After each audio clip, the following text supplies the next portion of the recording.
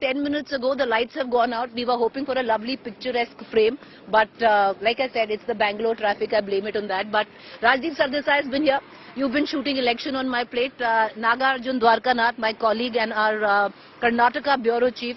Saurabh Dwivedi, Lallantop also brings you here where elections are concerned. Rajdeep, I'm coming in from Kolar. I saw your interview with HDK.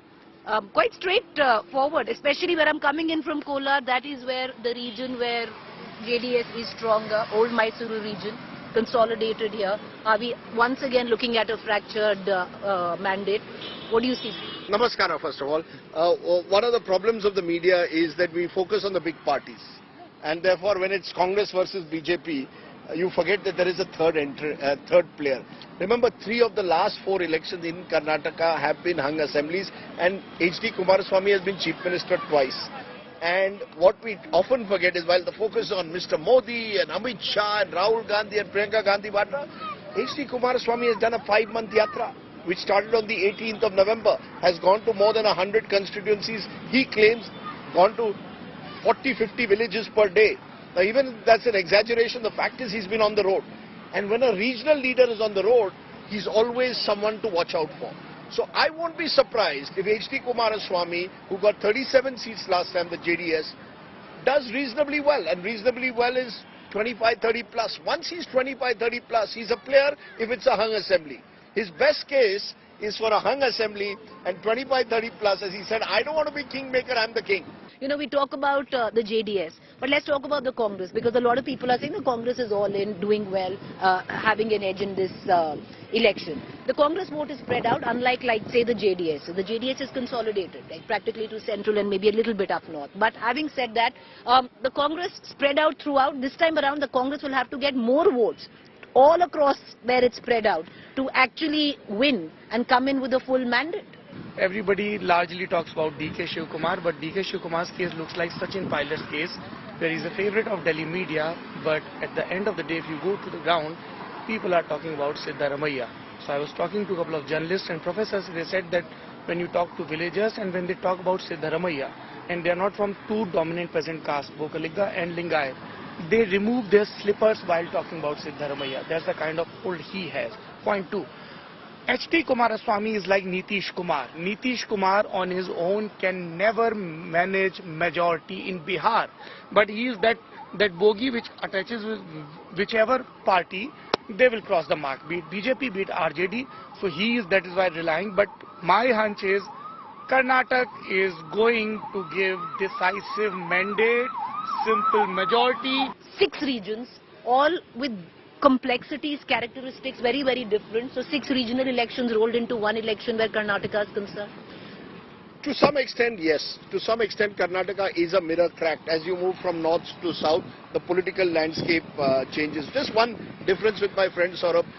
HDK is a little different to Nitish Kumar. Nitish Kumar used to do pre-poll alliances. HDK doesn't do that. He does post-poll alliances. His deals take place after the election. So in that sense, he's the real joker in the pack. It's possible that there could be a clear mandate. I can't rule that out. And I'll tell you one anecdote that I have to supplement that. Since Siddaramaiah was mentioned, we went to a Lingayat Mutt in Gokak, and we thought that, traditionally Lingayat Mutts will be, devotees will be Lingayats. They turned out to be Madigas, who are Dalits. And this family was very clear. 1200 rupees cylinder, unacceptable. We are going to therefore vote against the couple. There is anti-incumbency, there's no doubt about it. At the same time, there are also lots of local strongmen district by district who are not easy to dislodge. So to defeat them, you need some kind of a wave. H.D. Kumaraswamy made a very interesting political observation. These very sharp. Delhi-based journalists are not as good as regional journalists, has been my whole theory. Delhi-based politicians are not as good as regional politicians. Regional politicians have the ear to the ground. What did HDK say? The 2 times that the Congress has got a majority in the last 25 years has been because one of the major parties has split. The Janata Dal in 1999 and 2013 the BJP, when Yediyurappa left. That gives the Congress that space to maneuver. It's possible that the anti-incumbency is sharp enough to ensure a Congress win possibly. But in a state like Karnataka, because of what you just said, it is a mirror crack. Different regions vote differently. The one common factor I say is the poor.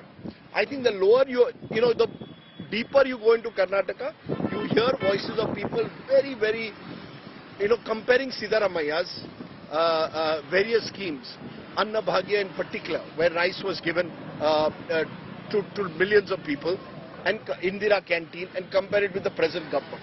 And I think that's somewhere where the double engine is not quite working as effectively in Karnataka as it has worked in other states. It's so difficult to predict Karnataka elections. Firstly, Yeah, it's it's fought on difficult. caste and subcaste. Yes. And any But ex-MLA that's sitting... with all the states. No, Karnataka is even more deep-rooted. It was not like this in 90s. It was either Congress versus who else.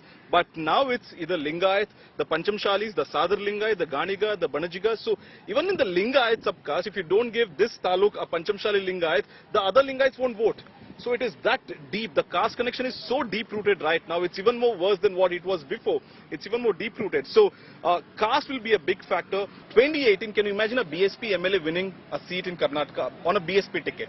In Kollegal, in Chamrajnagar, it was because of his individual capacity. Of course, BSP has no ground here, but they give him the ticket, one BSP MLA. So it's as unpredictable as that individual matters there, his caste matters there, his economic resource matters there, and how much hold he has in district, that matters. The BJP has to hold on to North Karnataka, and the Congress has to make major gains in Old Mysuru. I think the one region where every analyst tells me the Congress is doing well is Hyderabad, Karnataka, what they call Kalyan Karnataka now. So, Well, I know, because I'm going there next, so we're going to talk a bit more about Hyderabad, Karnataka. The Dalit factor.